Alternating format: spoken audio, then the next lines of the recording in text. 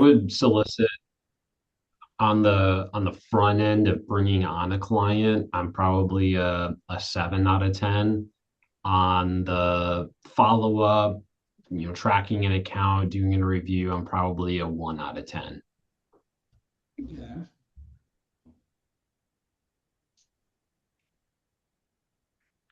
So presenting,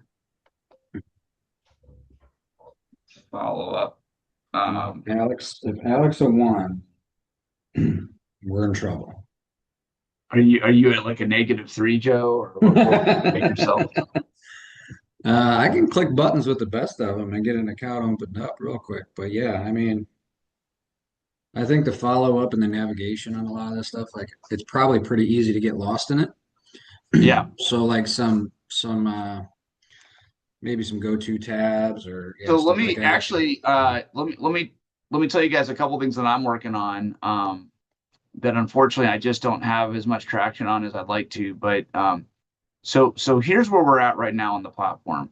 This platform is a massive upgrade over Goldman Sachs and anything else we've ever had. And I would tell you it's on par with the very cutting edge of our industry. I mean, it just is in terms of portfolio design, pricing, technology, client experience, app, the entire, soup to nuts experience. So unfortunately, though, what we don't have is we don't have the marketing materials and we don't have the training infrastructure to really get this going. So one thing I've been telling the company pretty religiously is, the early adopters like us are the same people that were doing a lot of business with Goldman Sachs because we figured out how to navigate the lack of resources and and do it on our own. And so the company used to get their stuff organized on marketing and development, which I'll talk about in a second. But just so you guys understand the context, what Fidelity is it's basically a platform that many custodians, not custodians, but many RIAs or hybrid broker dealers, which is what we are, just an RIA and a BD, can use, as opposed to like there's only a couple companies that have their own kind of like self-grown system. So LPL has their own like in-house system that they build and manage. Ameriprise, I believe, has their own. There's three or four like that. But then of all the other firms, that Fidelity is definitely the biggest kind of provider they go to, and InvestNet and all that wheeled together. That said, every firm is responsible for programming it how they want to, developing their list of funds and strategies, which we're going to talk about, and all the marketing collateral, right? I mean, Fidelity's not going to produce any of that. They're just the behind the scenes engine that we're using to onboard and manage accounts. And so I've been on many conversations, and it's things are starting to happen. It's just it takes time, and there's a lot of requests from marketing. But I'm hopeful to get some pieces, some brochures that help you guys communicate this to prospects, some nice leave behind pieces on Fidelity experience, some of the features of the benefit of the platform, highlight some of the big money managers so you have a lot more name brand credibility to go along with it. That really talk about what you get as, with an advised account compared to doing this on your own. So that's a big deal. And the second thing is training. Now you guys have the benefit of having me, as self-serving as that sounds. I just have a lot of experience in this. Most hierarchies have no training whatsoever on how to open an account, how to do this. I mean, they just have nothing. And so the company I think is greenlit a project to do some on-demand training. I'll be in Denver in April at a TFA meeting, and they're talking about getting a video team in there to do some of it. But I'll do some of the training for the company, but I want other leaders to do training because it's bigger than just FMAX. It's how are you onboarding securities rep? It's how are you doing this or that in your business? And I'd love to hear all of our best leaders have some on-demand videos that we could all benefit from. And so that's a big goal that we finally are getting traction on. So that said, I'm going to show you guys a couple of things today on what I'm doing, because I'm so used to not having those marketing materials. I've learned how to present this platform without them. But as soon as we get some of the correct materials, I'll definitely use them. It'll make our process more duplicatable. And so what I want to do a little bit is talk about presenting, and then we can also talk about, if we have time today, reviewing current accounts and what that all looks like. But a couple of things I want to show is on here would be, so I spend most of my time when I go in here on my research, on the research tab. So when I'm presenting something, I'm going to go in here, and a couple things I want to bring to your attention. So all of you guys should have the same lineup that I do of, fund strategist portfolios. These are all your asset allocation portfolios. And what I like to do is I've set my dashboard up to the figures I like to see here, or the column. So I just click this arrow twice on 3-year return, and that's going to sort everything by 3-year returns. So then if I'm presenting to a client, I'm going to bounce around a bit, but let's just say my client's moderate aggressive. I'll just open that sleeve up, and I'll just kind of like show, and I'm using these name brands. I'm just showing, hey, one thing I like about Fidelity is they're a conduit to the best money managers on the planet. So, I mean, Fidelity has their own strategies, Vanguard, American Funds, BlackRock, Goldman Sachs. I just kind of rattle off those 5 names, and that's enough right there of credibility. People are like, okay, yeah, I've heard of all those companies, and there's more than just kind of one thing here. And then I'll talk a little bit about why I like Fidelity's models the best. So I'm going to put a pin in that because we're going to come back to that in a minute. But I spend time on that, and then I go down and I just say, but what this platform allows us to do is to really build custom models. I want to take all of these different funds on here and sort through them and use them to build the models that I put my clients into based on their risk tolerance and based on their goals.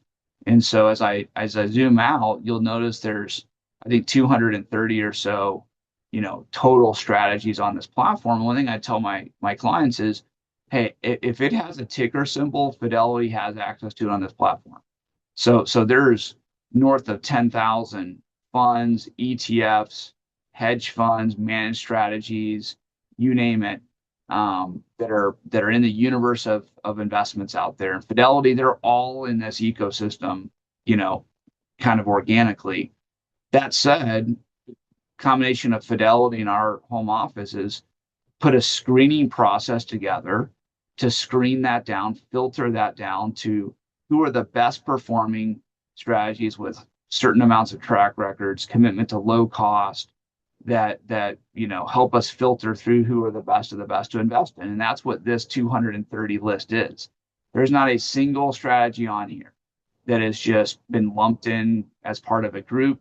Every single strategy, every single fund has been personally selected, and it's not grandfathered in here indefinitely. In fact, we had a provider named Russell that they just removed. I don't know why they did. I just know that they did. And just goes to show you that there's a lot of ongoing due diligence. And so when I explain what I just explained right there, that also makes a lot of sense to my clients, and they're like, yeah, that's great. It makes a lot of sense, because most people have no idea. I mean, they have no idea what fund to pick in their 401k, let alone, on some cases, 230 is a small number. On some cases or perspectives, it's a huge number. But if you look down at this like mutual fund list, I mean, this thing is growing a little bit. It will continue growing. It's easy to get really lost in, oh my gosh, how would I possibly pick a fund, or what fund should I use? And they're all available to you to use. You can use them in your UMA sleeve. But I think if you run through a couple of filters and you're asking yourself a question, okay, why are some of these funds looking really great? You're going to eliminate needing to use a lot of these really quick, not because they're bad funds, but just because they're an overlap of what you're already doing. So if you think back to now my sort here is on 3-year returns. If I sort it on 1-year returns, in fact, that'll make it an even better point. If I just say, okay, what's done the best lately? Well, it's going to be gold and precious metals by far. Not just because it's up 196%. Does that mean I want to allocate 10% of every portfolio to it because it looks like it's doing really well? Well, no, I wouldn't. I mean, there's a case to maybe put like a 2% or a 3% allocation in it. In fact, there's a real case for that. but it's going to be more volatile. But just understand when something goes up 196% in one year, their 3 and 5 year numbers are going to look pretty awesome too. But look at, like, for instance, over 5 years, semiconductors, which is obviously the whole AI trade, you know, you could own the semiconductor fund, but again, you're picking that up in your S&P 500, you're picking that up in Fidelity Large Cap Growth. So, not a lot there. I do think what's becoming more interesting though is things like emerging markets and international. It's finally, after 15 years of doing nothing, 2025 was the first year that those markets have come to life and are off to a good start in 2026. I couldn't tell you any more than anybody else whether that's going to continue or not. I think there's a reasonable chance it does, just because they underperformed for so long. So I want to put a pin and come back to that. But once you get through that, some of this stuff, you're going to realize, pretty quickly that a lot of these things aren't going to do anything more than a basic index. In fact, so if I look at, let's go back to, like, let's get away from 1 year returns. If I go back to a 3 year return, which is a little more, um, it's just my preferred time period, which I've talked about, of the 79 funds. Okay. So look right at the top. I mean, if we screen out semiconductors, which are going to be in a lot of these other growth strategies, in the recent rise of precious metals, your very next options are the Nasdaq and the large cap growth index. And so, why I like this large cap growth index, one, I like overweighting growth. That's just my personal feeling. Um, but this index is like 4 basis points. So if I scroll across here, I think it shows it. Yeah, I mean, look at the cost on that. 4 basis points. It's incredibly tax efficient. So for your look at this, turnover is only 9%. So for all your non-qualified accounts, it's going to do good.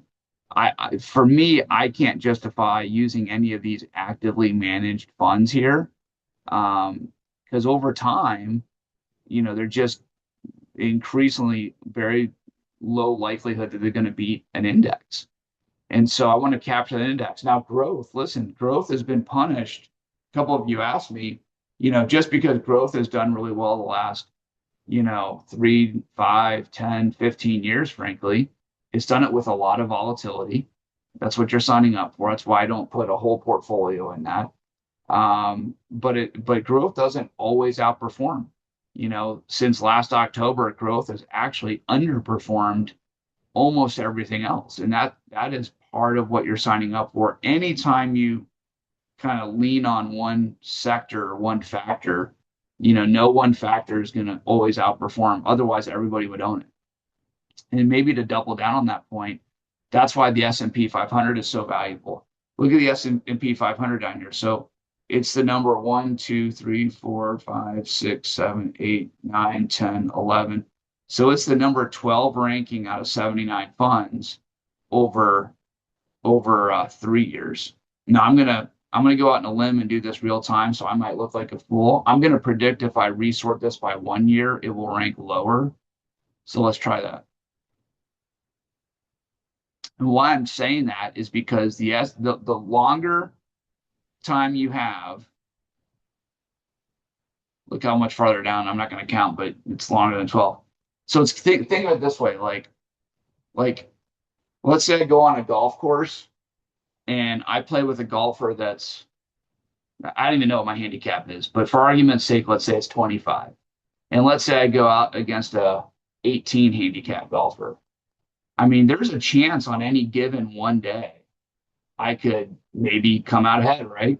A couple of balls bounce my way, whatever. But what if I play 10 rounds with that handicapper? Maybe I lose 9 and win 1. What if I play 50 rounds? Maybe I win 2 or 3, but lose 47. You guys get the drift? So the longer time we have, the more predictable trends become. So on any given year, tons of mutual funds beat the S&P 500. I mean, that's true every single year. But what's also true is it's almost never the same funds that beat it over 3 years, 5 years, or 10 years. If you do a list of amount of funds that beat the S&P over longer than 10 years, you're talking about single digit funds. Good luck picking which ones on the front end are gonna. Good luck picking a fund today that 10 years from now will be like, okay, that one beat the S&P, right? And so that's the value of using these indexes. So that's where I think looking at these lists can it can throw a lot of people off because they're like, my gosh, why aren't we doing more of this or why aren't we doing more of that, right? But you zoom out, what you want is consistency over time. And so anyhow, we can kind of come back to some of this, but I'm actually have a call into John Fonash yesterday. So on my dashboard, I have this unified managed account down here, which I'm told none of you guys have. So I'm trying to get that turned on for you guys. But what this is the models I put together. So if I pull up my moderate aggressive model, what's really awesome about this is it will show me not only the composition, so just a 3 fund model. It shows me, this is the same thing as like a proposal and all that. But this is the only place, if you click this performance tab, it'll actually show performance of this model going back, over the last 7, 8 years, which is really awesome. Now, the reason they do this is for internal use only. So you can put a model together and then say, okay, what would this look like over the last 3, 5, 10 years? It's not supposed to be presented to clients.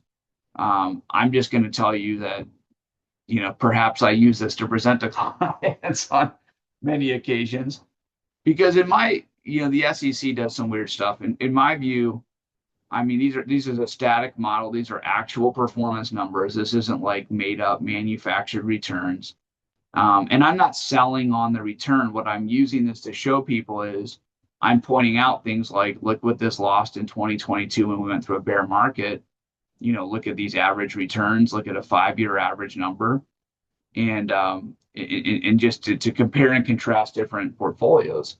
So for instance, if I were to look at the 5-year average return for this at 11.46, so that's a number to keep in mind.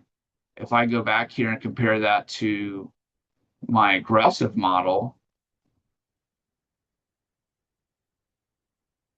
well, unfortunately, there's not a 5-year number in there. Let's look at the 3-year numbers. Aggressive 21.39. If I look at back to moderate aggressive, 18.51. So, what's an extra 2.5 to 3% compounded over time? It's a huge number, but we're going to have a lot more volatility. So you got to keep that in mind. But I find it's really valuable to basically just talk people through the model and what we're doing.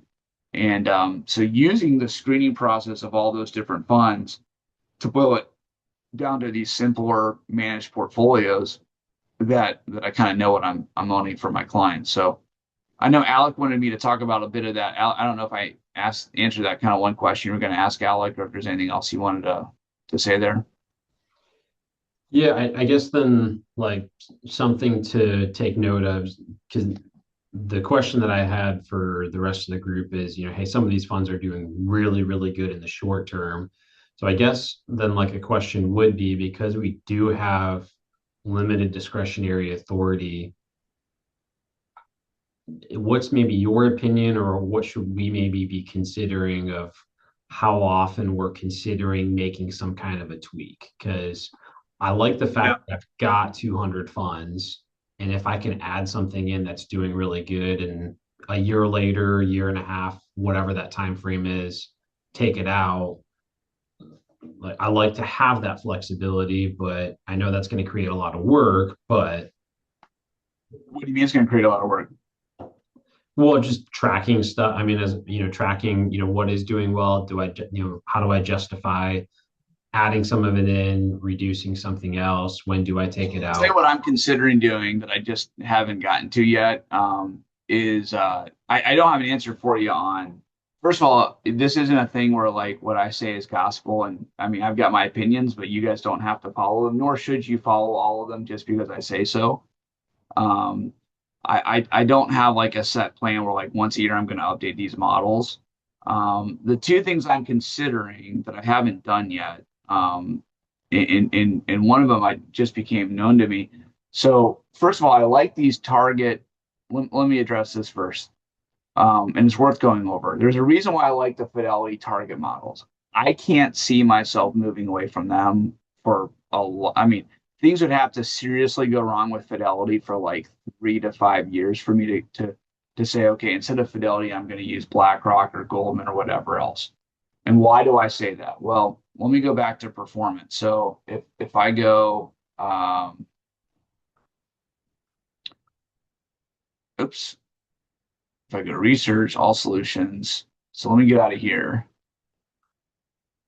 And if I go to fund strategist portfolio, let's just say moderate aggressive, I'm still sorted by 3 year returns. So I'm not anymore.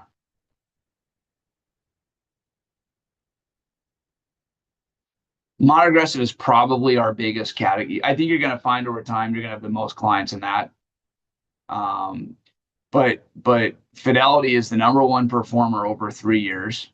And again, you're not going to see tons of change here because these are core models that aren't making dramatic. So for instance, if Fidelity has outperformed everybody else by 1 or 2% over 3 years, they'd have to underperform pretty meaningfully for a couple of years for like a BlackRock to replace it. Does that make sense? Because of the way those trailing returns work. But so a couple of things I like about Fidelity. Number one, it's low cost. Number two, we get the fee credit on the platform. And so to me, from a marketing standpoint, that's massive. It helps me come in and that's helped me on a couple of cases right there because that's a big reason I can tell clients, hey, we're coming in at about 1/4% cheaper than Goldman Sachs for the ones I'm moving over. And for new prospects, I'm telling them, hey, your all-in cost is something like 1.25 to 1.3 on your first dollar invested, and then it gets cheaper from there as we get into larger accounts. And I talk about the breakpoints, and I'm telling you guys that is as competitive as anything is in the industry. Period. I mean, nobody's doing it for cheaper at the same comp level to the rep. Now, I mean, if I want to cut my comp in half, I can come in cheaper, but I mean, everybody can do that. But apples to apples on an investment fund platform cost, that's as cheap as it gets anywhere in the industry. Um, so the question becomes, why is Fidelity outperforming these other models? Well, there's two answers to that question. So one answer is generally outside of the last 1 year we just covered, US has been doing better than international. In some of these models like BlackRock and Vanguard, I know they have a little heavier international holding than Fidelity does. And so that's one of the reasons why a little more US holding has done better. But that said, look at the last 1 year though. They're still at top of the list. I mean, Vanguard beat them by what, 9 basis points last year. And by the way, they did it with 90% equity. If I look at the Vanguard composition, international equity, 35%. If I look at Fidelity's composition, international equity, 25%. So that tells you, okay, what else is happening for Fidelity to be performing like they are? And the answer is over here on the right. So Fidelity's got a team that every quarter they rebalance this portfolio. So it's a blend of active and money and passive money management. And there's very tight guardrails on how much they can't go all over the market and try to move everywhere. But what the evidence is showing is that team has done a pretty incredible job at keeping allocations current. So I love that because I have a pretty low cost solution. I'm at 21 basis points. So that's about as cheap as a passively managed strategy out there. I mean, Vanguard's going to be like 4 or 5, but I mean, that extra 15 basis points is adding serious net performance. It's also, to your question, Alec, keeping my models a little bit more current with market rotations and fluctuations because I'd much rather have Fidelity's team of CFAs doing that than me doing it based on what I heard on CNBC on my drive into the office that morning. And so I have a ton of confidence in that. Now, one thing that was pointed out to me only weeks ago that I didn't realize is if you look on the screen, notice you've got international equity. It's all developed markets.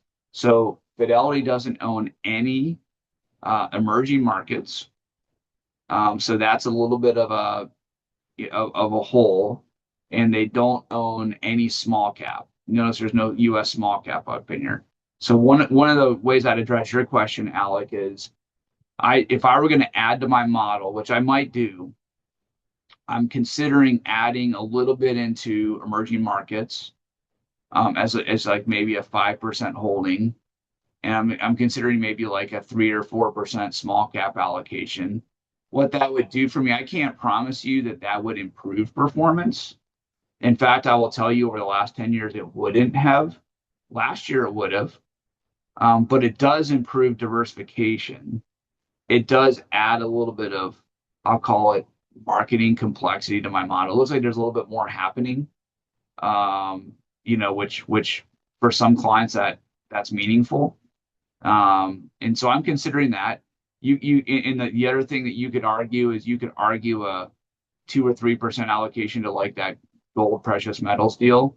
I mean, if we continue to be in a higher inflation world, it's really interesting. I can't speak to crypto a lot. I do think that for years Bitcoin was looked at as digital gold or an inflation hedge, and that's not proving to be the case. Because gold has skyrocketed this past year and Bitcoin is not. So that gets down a whole other conversation. But I do think there's something to be said about hard assets that have stood the test of time. And so that's something I'd consider as well. I just haven't done it yet. I'll certainly let you guys know if I ever do that. But like again, if I were to add emerging markets, what I would do is I'd go down here to this mutual fund list, and let's pull it up, and you'll see that probably over, if I do a new sort by 1 year,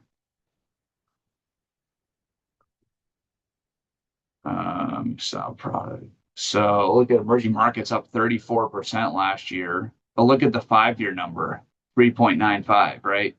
So I wouldn't jump on that bandwagon too heavy, but there's a case to be made that emerging markets have underperformed for so long. They're due to, overperform for an extended period of time. So anyhow, one takeaway for you guys do you guys see the ease of which how I'm navigating through all this and the comfort of that? You guys, that's just time in the saddle. That's just time in here clicking buttons. And I just want to tell you guys that that's a if you're going to be picking up serious money here and having credibility and demonstrating credibility, there's two things that you've got to be able to do. Number one is the smoother you are at navigating this is going to come across to your prospect as having a lot more expertise and credibility. If you're humming around and where's that again? It's like because that just destroys credibility subconsciously in your prospect eyes. And so that's something that you all can control by just spending time or hopping on with each other, presenting, role playing, do some of that stuff on your own. But just the more you're clicking around and you can do a sort real quick and boom, you're right back there. Like that has so much to do with conveying credibility. I can't even tell you how important that is. And then the second point is it's just like becoming natural at closing anything. When you can do all of that with like kind of on autopilot in your brain, that frees up your consciousness to be paying attention to your prospect and the tone of the conversation and all that. If you're putting all your focus on, okay, I go to this screen and then I click this and now where's that menu again? Oh, what's this filter up here? You're just missing all the subconscious, the nonverbal cues, and because that's just those two things, which are obviously related, have everything to do with picking up serious money here and not. Because I will tell you guys, in all seriousness, the singly biggest question I get from other reps in the field, including some high earners, are because I had Brian Loiso, he's an example, because he wouldn't mind me sharing. I mean, guys at like 1.7 million in cash flow. He called me a few weeks ago. He's like, can you present FMAX to me? Because I just don't know how to actually present this to a prospect. And because people are like, how do I present advisory? Because we don't have again, the marketing. We don't have like, and I told Phone Ash yesterday, I'm like, hey, if I want to sell like an annuity, man, I have all kinds of brochures to pick from. They cover the highlights of the product and you name it. We need some of those materials, but the best marketing will always be having this up on a screen, showing people in real time what's happening in the market, and talking about how you manage portfolios. So does that make sense? So I'm really recommending you guys put the time in, and you got to stay current at it. If you're not presenting FMAX several times a week, you're just not going to be as sharp. Or if you're only presenting it a couple times a month, you're just not going to be that sharp at it. Like anything, right? You're going to get rusty. You're going to get a little foggy. And so, like all things we've covered, I'm making it maybe appear very straightforward, but when you're actually the one piloting this, as I know we've all experienced, it's a little trickier to do in real time in front of a prospect. So, anyways, any questions on the models or what's happening there? No questions. I comment on kind of the um, building of portfolios here, like you're speaking to. So yeah, 99% of my construction is centered around, how you've built your predetermined sleeves versus moderate aggressive, all that kind of deal. But um, kind of back to Alex's question on, how do we know where we can build in some of these other strategies? Well, I just had a client who's very abreast of the finance world, wanted to hold a certain percentage in healthcare, and so it kind of forced me into the system. So he actually wanted to get a certain percentage in healthcare and a certain percentage in REITs. So um, I didn't know where to start. So I literally just emailed Adam Levine and said, here's where I'm at. This is what I want to try to incorporate into. And this is an existing account, by the way. So, I've started him off in the, kind of the pre-built portfolios that I mentioned. But then as I dug in, I learned of a separately managed account that overweights healthcare, and it's an actively managed fund that, currently overweights it to about 23% right now. And then one of the core model, Fidelity core models also holds about 9% healthcare. So between the two and me kind of reallocating it for the client, we were able to get, somewhere in the range of 13, 14% in healthcare, and that scratched his itch. And so it was very neat to kind of go back to my original proposal, modify it, show him like no change in fee, come back, present it, say, hey, this is what it would look like if we, change this, and this allocation, and what's the net outcome on total and healthcare. And he's like, he came to me kind of benchmarking against a Vanguard healthcare fund, just kind of being, more of a novice to what options are out there. And I took his Vanguard fund that he told me about, put it up against this other fund. It's called Brandis Value Equity, if in case anyone wants to go look into it. But from a risk return perspective, the fund in FMAX would do better than the Vanguard fund. And so it was just a neat kind of way to solidify what we have at our fingertips. Me being able to say, hey, from a risk return perspective, we're still better off, even though this is holding technically less healthcare. And again, it scratched that itch. We were able to kind of find what he wanted. So in that case, I kind of let the client steer me. What does he want? And I was able to kind of meet that need. So it was just a cool way to force me into the research component of these portfolios. I leaned on Adam, who has been super helpful. I mean, he got super detailed in some of his emails back to me. So that was it. I mean, just now I know that there's a separately managed account out there that overweights healthcare. That's awesome, man. It's a huge testimonial to you taking the initiative, and look how much you learned about that by being the one that rolled your sleeves up and figured it out. You called the right person. I mean, that's on many levels, that's an awesome testimonial to our platform, but you're using our resources. They're talking to us on John out there last week that I just always tell him how much of a resource Adam's been. He's thinking about hiring some people under Adam just to give him some more support and be able to handle more calls because his knowledge base is really, really awesome on this platform. And he's helped me a ton as well. In fact, I think Adam's the one that pointed out to me that there's no emerging markets or small cap in the Fidelity models. Could be a diversification blind spot there. And so, anyways, awesome to have these resources. Hmm.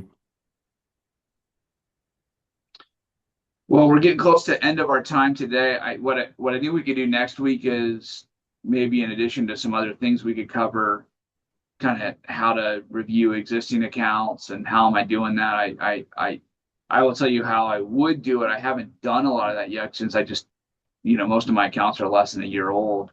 But there's been a few as I've had visits with clients. I've pulled up the accounts and showed them, and we can talk about making sure your clients are getting the apps. In fact, Alec, if we can make a note, I think going through like a checklist of everybody on like, the Wellscape investor site, login, email, and just some little things like that we learned, from a service standpoint. Because, we're moving so many accounts right now that definitely things have slipped through the cracks where we forget to create a new bank link or we forget to stop an auto deposit on Goldman Sachs or, little things like that or on Betterment.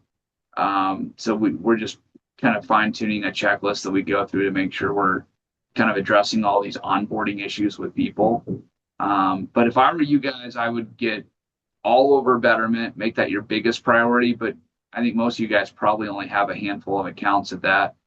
But you guys, to me, there is no reason to keep somebody at Goldman Sachs versus moving them over here. And some of you guys have some pretty sizable accounts at Goldman that probably should be moved over because I will tell you, apples to apples, these Fidelity portfolios are destroying iSeries in terms of performance again last year. And so there's just the fees are higher, the performance isn't as good, the website isn't as good. There's no reason to justify keeping somebody at Goldman. And so for some of you guys that have larger accounts, I would really jump all over that and get the stuff moved over. And that's going to only increase your time in the saddle with Fidelity and FMAX, which will help you with new prospects and new money that much more. So I think that's all I got for you guys today. Any other thoughts or questions for the good of the order? Are they any closer to like an automated welcome email? I don't know the answer to that. I actually don't. I know I've asked that in the past. Um, I would assume not much closer because I just don't know. Now they could announce something next week. I don't know, but we just. I mean, Alec has it. You want to address what you do, Alec? You have kind of like a stock email that you just like copy and paste every time. That's pretty easy. Yeah, I've just got an email that I send out to people. When I originally send out the code, I'll email people the code and then just say once funds get sent over and they hit, I will then send you a follow-up email that describes how to set up your client portal, and then download your app. And as long as we track it, that's where Tyson says sometimes, some things slip through the cracks, but like for my clients, I'm able to kind of keep track of all of that. It's pretty simple. Yeah, I'm doing the same. I'm just curious if it's been talked about. All right, you guys. Well, hey, keep working hard. Let's keep posting credits up on that leaderboard once money actually hits your account or hits the account for those of you that are eager to post those credits on there. Trying to mess with And Alec. Tyson, what are the next events we have coming up? Great question. Well, I'm planning on doing a team event in the fall. I was actually talking to Guillermo last week at dinner one night. I was tentatively thinking about doing something late spring. Our calendar has gotten a little bit challenging, and his calendar is like toast with baseball season. And so TFA's moved up. So they do this TFA Summit every year now. And so usually it's been in the fall, and they've changed that to the spring this year. So that's in April, and it's going to be in Denver.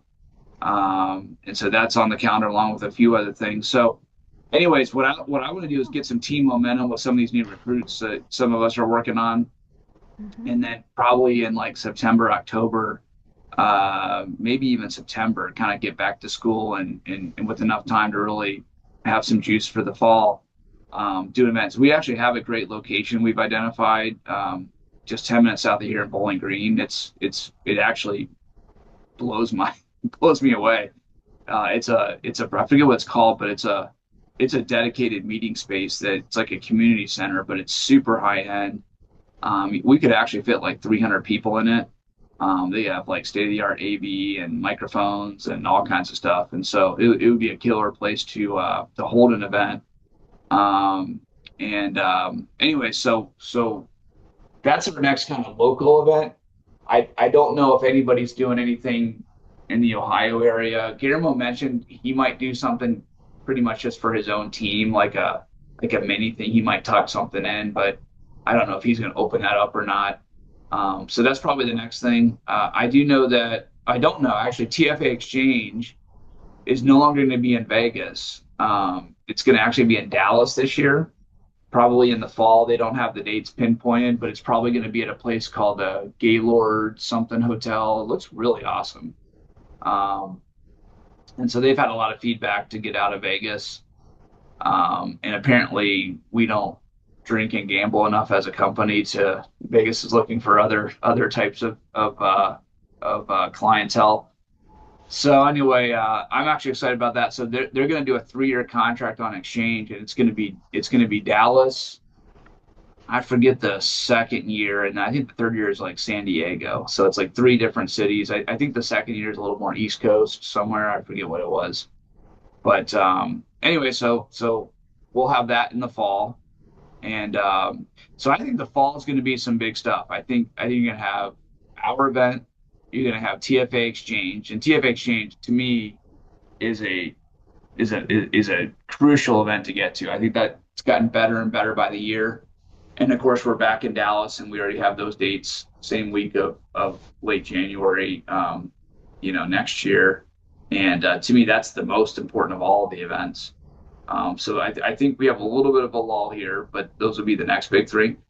Now, the last thing I would say that I'd be totally open to if you guys would find value in it is we could totally do like a Super Saturday here at our office, where if you guys want to come down, I mean, it'd be nothing to do like a dinner Friday night, get that hosted by one of our product providers, and we could do our own event right here in our office. So that I could definitely tuck in May or June or something like that. What do you guys think about something like that? I think it'd be great. Let's start brainstorming on that. We can fit 15 plus people in our conference room, and we can even be more creative than that. It's just our own team. It's not like a client presentation. With our space here, and I think that'd be really fun actually. So why don't we brainstorm on that? Who would you be bringing down? Would it be you, David, Steven, anybody else? Maybe Rolla? Yeah, those are the main ones in the area, but I'm hoping that we can start working on recruiting. Um, that's something I'm pushing for, so Okay. that's my goal. Let's keep that in mind. I think Okay. I think that would fit a spot really nicely in our calendar and give us something to kind of pull together for. Yep. Uh, Let me get with Leah, look at our calendar. Maybe I'll throw some date options on the Facebook page, and we'll see if we can find something that works for everybody. Cool. Thank you. Then we can go empty your pool with cannonballs. We could do that. We could all go over to the pool afterwards for sure. All right, you guys. Awesome to catch up with you. Keep up the great work. And by the way, my base shop, which is almost all of you besides wins, is officially over 1 million points rolling 12 production, which is because that is a big freaking deal. I mean, we're one of either 3 or 4 base shops in the company over 1 million. So congrats.